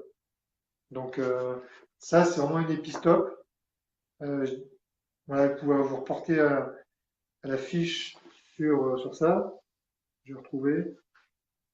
Hop. Mhm. Merci Barbara Voilà, pour oui. avoir mis le lien pour le livre. La cannelle, Ouais. c'est top. J'ai même pas besoin. Je sais que la cannelle, c'est top. Ouais, la cannelle, antioxydant, anti-inflammatoire, réduit les douleurs de règles. Et celles qui ont un syndrome des ovaires polykystiques, diminue la résistance à l'insuline et du coup améliore le caractère insulino-résistance les ovaires polykystiques. Donc c'est vraiment D'accord. top. Vous avez Ouais. entendu de la cannelle en poudre à sniffer. Non, j'exagère. Lisez bien quand même la cannelle. Attends, la cannelle, ouais, partout. La cannelle de Ceylan ou de Madagascar, pas la cannelle de Chine. Très très Bon, important. Bon, si vous mangez de la cannelle de Chine, ce qui est 90% de la cannelle de base, hein, achète de la cannelle n'importe où, c'est la cannelle de Chine. Si tu en manges une fois par-ci par-là, c'est pas gênant. Par contre, quand on mange tous les jours ou presque, il faut absolument prendre de la cannelle qui vient de Madagascar ou de Ceylan. Ça, c'est la Madagascar, c'est marqué derrière ici. Parce que c'est pas la même variété botanique et elle contient 50 fois moins de coumarine. Elle est pas toxique pour le foie, alors que celle de Chine, elle est toxique pour le foie. Faudra que je Donc, regarde faut parce pas se que tromper. moi, elle vient de chez Mémé, donc Ouais, ouais. elle me C'est ramène de temps généralement en temps. celle de Chine, elle est un peu plus foncée, elle a un goût plus fort et elle est beaucoup moins chère. Et celle de Ceylan ou de Madagascar, elle est un peu plus claire, un peu moins forte en goût, et c'est pas pareil en fait. Donc, D'accord. par contre, si vous en mangez qu'une seule fois de temps en temps, c'est pas grave. Mais si c'est pour tous les jours, Alors, je faut réponds pas à faire la attention. toxicité. Comme tout produit, on n'en mange pas 3 tonnes. Enfin, c'est pas fait pour en consommer des quantités industrielles. Alors après, si tu prends de la cannelle de Ceylan ou de Madagascar, tu peux en consommer une demi-cuillère à café tous les jours. Voilà. C'est ce que je conseille aux diabétiques. Par exemple, les diabétiques, je leur dis une demi-cuillère à café de cannelle par jour en choisissant la bonne cannelle. Voilà. D'accord. Tu pourrais, quoi. Ça Enfin, moi, dépend. c'est plus, mais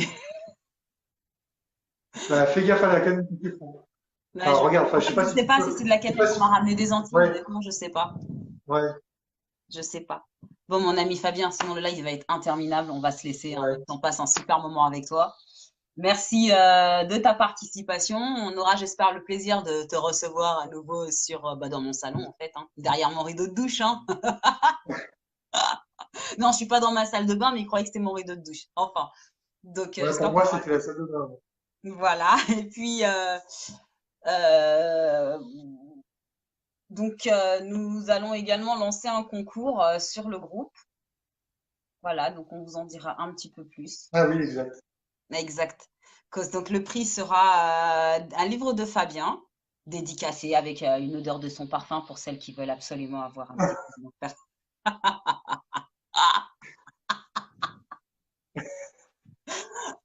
Donc diffuser l'information. Le live sera en replay sur la chaîne YouTube du groupe.